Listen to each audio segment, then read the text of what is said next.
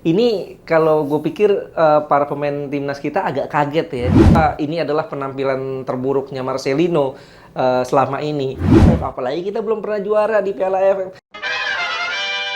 Bung Ais, Siap. mau nanya dong, kok bisa sih timnas kita nggak bisa menang lawan Laos? Nah, itu dia tuh memang yang sangat disayangkan. Kemarin kita harusnya menang, digadang-gadang kita menang, meraih poin di kandang sendiri, tapi ternyata kita harus berakhir imbang 3-3 dan juga kita 2 kali tertinggal. Ini kalau gue pikir para pemain timnas kita agak kaget ya. Mereka datang ke lapangan seakan-akan sudah pede bakal menang, ternyata harus kebobolan cepat. Dan dari saat mereka kebobolan cepat, setelah itu mereka agak panik. Memang untungnya bisa disamakan 1-1. Kemudian kebobolan lagi 2-1. 2 sama.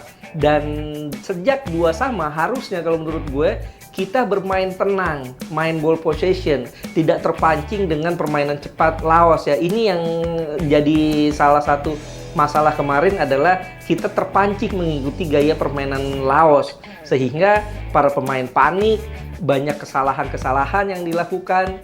Dan juga kalau kita lihat dari 3 gol yang terjadi yang kita ciptakan, 3-3-nya berawal dari set piece, tidak ada yang dari open play. Ini juga ya di satu sisi ini menjadi nilai positif bahwa kita bisa memaksimalkan set piece, tapi di sisi lain kita tidak bisa menciptakan open play. Dari open play ini jadi masalah karena total berarti 4 gol yang tercipta yang diciptakan timnas kita di Piala AFF ini 4-4-nya dari set piece, dari bola mati yang saat menghadapi Myanmar kan berawal dari lemparan Atan.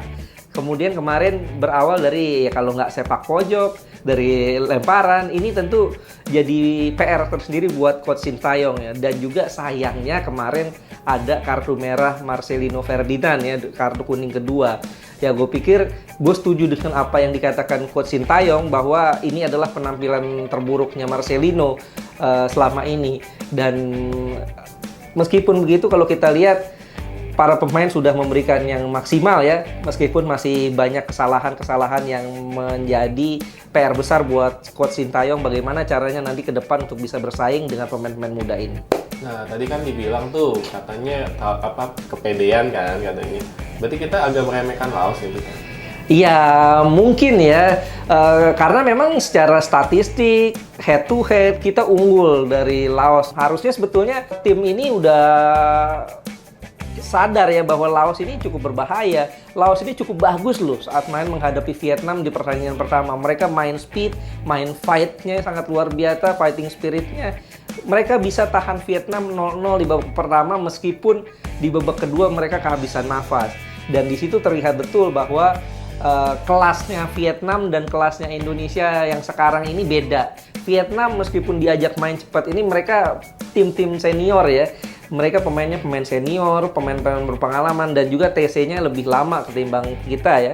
Mereka TC 23 November di Korea Selatan, sudah 3 kali uji coba lawan klub di Korea Selatan sehingga mereka tampil lebih mapan lah bisa dikatakan demikian. Mereka bisa bantai Laos 4-1 di babak kedua meskipun setelah di babak pertama tuh 0-0. Nah, kalau udah begini nih, kita kan nggak bisa menang nih lawan Laos nih. Ya. Siapa sih yang harus paling bertanggung jawab? Ya, gue pikir ya Coach Sintayong ya dan PSSI pastinya. Karena keputusan membawa tim usia muda, tim U22 ini ke Piala AFF, keputusan Coach Sintayong dan juga PSSI. Meskipun gue sedikit mengkritisi ya, ini kan kabarnya keputusan ini karena untuk regenerasi, untuk persiapan SEA Games di tahun depan ya.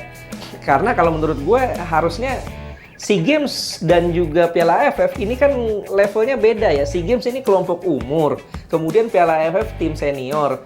Grade-nya ini ibaratnya kalau kita lihat kepentingannya, prioritasnya harusnya Piala AFF-nya dulu dong yang didahulukan, bukan SEA Games-nya yang levelnya di bawah Piala AFF. Apalagi kita belum pernah juara di Piala AFF. Harusnya kita bisa membawa best possible line up ya. Artinya oke, kalau seandainya pemain-pemain yang diaspora tidak bisa datang, paling nggak banyak loh pemain-pemain di liga lokal kita yang bisa tampil.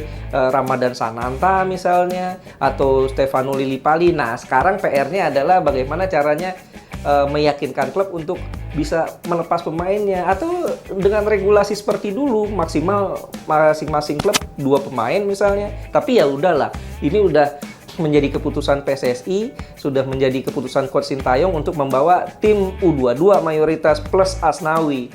Ya sekarang tinggal bagaimana tim yang udah ada ini harus bisa maksimal di 2 laga sisa di grup B ini. Apalagi ini kita lihat, meskipun Piala AFF ini tidak masuk agenda FIFA, tapi kan setiap pertandingannya nih masuk hitungan, masuk poin FIFA. Ini kalau kita nggak hati-hati, bukan tidak mungkin kita rankingnya turun gara-gara tidak maksimal di Piala AFF. Nah, masalahnya nih, lawan berikutnya kita tuh Vietnam. Nah. Tanpa Marcelino juga. Betul. Ada peluang nggak nih?